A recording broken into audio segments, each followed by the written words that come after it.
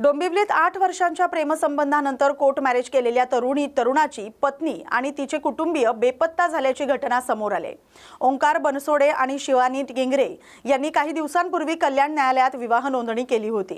यानंतर शिवानीला काही दिवसांसाठी घरी घेऊन गेलेल्या तिच्या कुटुंबियांचा आणि तिचा संपर्क तुटल्याचं सांगण्यात येते। मोबाईल फोन बंद असून कोणताही ठावठिकाणा लागत नसल्याने ओंकार यांनी मानपाडा पोलीस ठाण्यात तक्रार दाखल केली आहे। या प्रकरणाचा मानपाडा पोलीस तपास करतायत। बेपत्ता कुटुंबियांचा शोध सुरू आहे। नेमकं तुझ्या प्रेम प्रकरणाची कहाणी काय आहे आणि काय घडलंय? आता माझं नाव ओंकार बनसोडे आणि जे माझं प्रेम प्रकरण होतं ते शिवानी संतोष किंगरे हिच्याशी होतं। माझं प्रेम कॉलेजपासूनचं आहे। माझ्या प्रेमाला 8 वर्ष झालेले आहेत। पुढे काय घडलं? पुढे असं घडलं की आता तिला बघण्यासाठी पाहुणे आलेले, म्हणजे तिचं लग्न तिचे आईवडील दुसऱ्या मुलाशी लावून देणार होते। ते माझ्या घरी माझे प्रेम प्रकरण होतं ते माझ्या घरामध्ये माझं माहिती होतं, तिच्या घरामध्ये माहिती नव्हतं। मग त्यामुळे असं झालं की तिचे जे पाहुणे आलेले बघायला तिच्या घरच्यांनी होकार देऊन टाकला त्या पाहुण्यांना, पण तिचा होकार आलेला नव्हता अजूनसुद्धा। मग तिची आई तिच्या मागे लागलेली, वडील मागे लागलेले की त्याला हो बोल, तिला मारहाण केली। त्याच्यामुळे मग तिने एका दिवशी तिच्या आईला सांगितलं की माझं असं प्रेम आहे ओंकारशी, 8 वर्ष आमचं जुनं रिलेशन आहे। मग पुढे काय घडलं? 8 वर्ष त्याच्यानंतर मग तिचे आईने तिच्या वडिलांनी सांगितलं की असं आहे। तर तिच्या वडिलांनी विचारलं की त्या मुलाची जात कोणती आहे। तर त्यानंतर मग तिने शिवानीनेच सांगितलं तिच्या मम्मीला की त्या मुलाची जात बुद्धिस्ट आहे। तिच्या वडिलांना पण सांगितलं जात बुद्धिस्ट आहे। तर तिच्या वडिलांची ती कॉल रेकॉर्डिंग आहे माझ्याकडे, पण ते मला जातीवर्ण भिकारी वगैरे असं बोललेले आहेत त्याच्यामध्ये।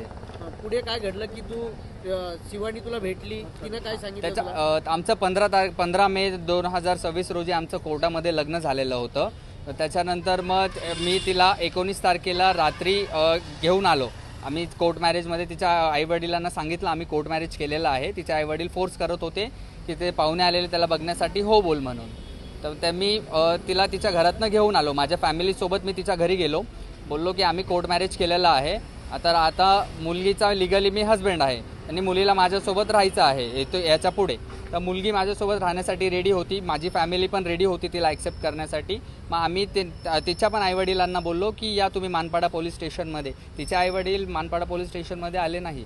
मग माझे आईवडील आले आणि आम्ही रितसर तक्रार की इथे म्हणजे आम्ही रजिस्टर मॅरेज केलेलं आहे असं मानपाडा पोलीस स्टेशनमध्ये 19 तारखेला रात्री 12-12:30च्या सुमारास आम्ही मानपाडामध्ये नोंदवलेलं आहे। पुढे काय घडलं? पुन्हा त्यांनी लग्न करण्यासाठी तुला सांगितलं? मुलगी माझ्याकडे 2 दिवस होती। तिसऱ्या दिवशी तिचे मामा आले गावावरनं। तिच्या मामांनी तिला बोलली की शिवानी तू ये घरी, तुझं प्रेम प्रकरण आहे तर ठीक आहे, ते आम्हाला मान्य आहे, आम्ही तुमच्या दोघांचं पण लग्न लावून देऊया, त्याबाबत काही काळजी करू नको। तिच्या मामांनी तिच्याशी गोड वगैरे बोलून लग्न करायची ग्वाही दिली आणि बोलली की आता तुम्ही असं पळून लग्न करू नका, जे काही असेल आपण 4 पाहुणे बोलूया, सगळ्या समाजासमोर आपण लग्न लावूया। मग पुढे काय झालं? हॉल बुक झाला किंवा काय? तर त्याच्या पुढे झालं की असं त्याच्या मामांनी लग्नासाठी ओके बोलले। मग आम्ही हॉल बघायला गेलो। हॉल बघण्यासाठी तिचे मामा आलेले, तिचे वडील आलेले होते। हॉल वगैरे बघितला, त्यांना हॉल आवडला, पण तिथे आम्ही हॉलचं पेमेंट पण मी केलेलं आहे तिथे। आणि त्याच्यानंतर मग आम्ही हॉटेलमध्ये गेलो, तिथे आम्ही जेवण वगैरे पण केलं। त्याच्यानंतर सुद्धा त्यांच्या घरचे हावभाव वगैरे सगळे व्यवस्थित होते, ते ॲक्सेप्ट केल्याचं नाटक करत होते आमचं।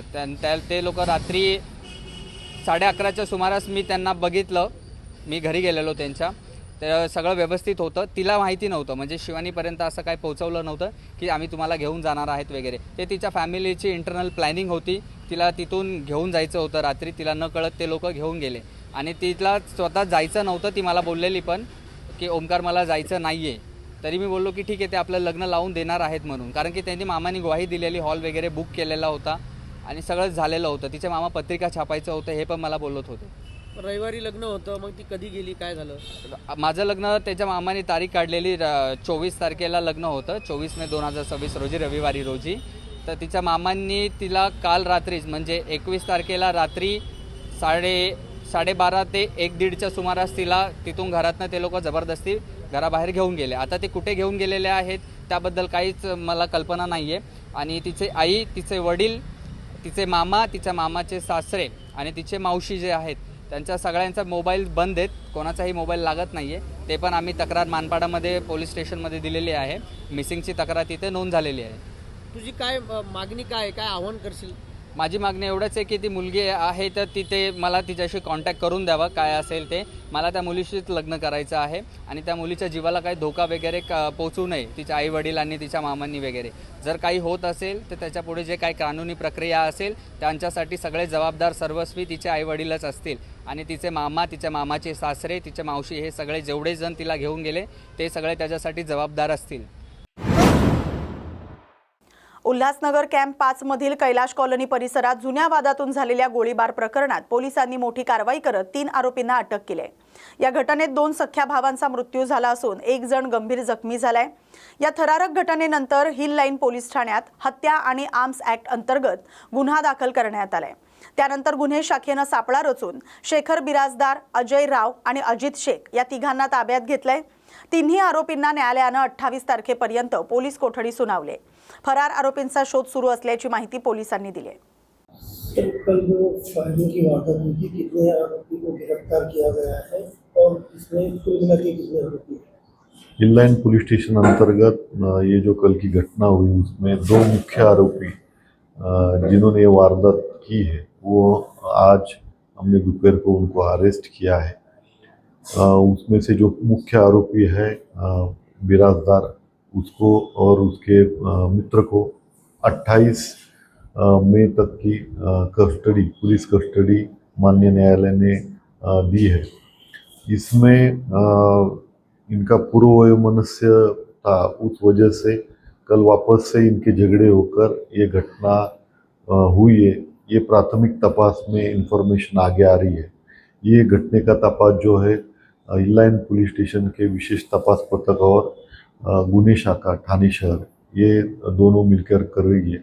आगे जो भी इसमें इतर जो आरोपी के ऊपर इन्होंने सस्पिशन दी है उसके बारे में पूरा तपास जो है वो चल रहा है और अगर उसमें कोई भी एविडेंस हमें मिलता है तो त्वरित आगे की जो लीगल एक्शन है वो ली जाएगी। सर, ये आरोपी के नाम क्या है और क्या करते, इनका बैकग्राउंड क्या था और जिस तरह ये वारदात हुई थी कुल मिला के कितने लोग थे? ये जो मुख्य आरोपी है वो उसका टेम्पो का बिजनेस है, वो खुद टेम्पो चलाता है और उसका दूसरा दोस्त जो है अजय राव करके, वो जीन्स के कारखाने में काम करता है। इन दोनों में से जो मुख्य आरोपी है उसके ऊपर एक ऑफेंस रजिस्टर है 2024 को और टोटल मिला के फिरियादी ने 5 आरोपी दी है। उसमें से 2 आरोपियों को हमने पकड़ा है और माननीय न्यायालय के सामने उनको प्रोड्यूस करके लगभग 28 तारीख का पुलिस कस्टडी ली। सर, इसमें कुछ राजकीय लोगों के भी नाम आ रहे हैं। उस एंगल से हमारा इन्वेस्टिगेशन जारी है और उसमें जो भी आगे का जो इन्वेस्टिगेशन होगा उसमें अगर कोई भी एविडेंस आता है तो आगे की लीगल एक्शन जो है ली जाएगी। कल्याणपूर्व येथील सह्याद्री संत निरंकारी भवनासमोरील एका विद्युत ट्रान्सफॉर्मरला अचानक आग लागल्याची घटना घडली. ट्रान्सफॉर्मरमधून धूर आणि आगीच्या ज्वाला बाहेर पडताना दिसताच परिसरात एकच घबराट पसरले. स्थानिक नागरिकांनी तात्काळ अग्निशमन दलाला माहिती दिल्यानंतर अग्निशमन दलाचे जवान घटनास्थळी दाखल झाले. त्यांनी वेळीच आगीवर नियंत्रण मिळवले. सुदैवाने या घटनेत कोणतीही जीवितहानी झालेली नाही. मात्र ट्रान्सफॉर्मर जळाल्यामुळे परिसरातील काही भागातील वीज पुरवठा खंडित झाला. नागरिकांना गैरसोयीचा सामना करावा लागतोय. शिवसेना नेते आणि आमदार आदित्य ठाकरे यांनी महाराष्ट्र नवनिर्माण सेनेचे नेते अमित ठाकरे यांची शिवतीर्थ इथं भेट घेऊन त्यांना वाढदिवसाच्या शुभेच्छा दिल्या. यावेळी दोन्ही नेत्यांमध्ये सौहार्दपूर्ण वातावरण पाहायला मिळालं. शिवतीर्थावरील या भेटीमुळे राजकीय वर्तुळात चर्चांना उधाण आले. दोन्ही नेत्यांमधील सद्भावनेच्या या क्षणाचं उपस्थितांनी स्वागत केले. या बातमीसोबतच मुंबई बुलेटिनमध्ये आता इथेच थांबतोय. अशाच महत्त्वाच्या बातम्यांसाठी पाहत राहा न्यूज मराठी 24/7. नवा भारत, नवा विचार.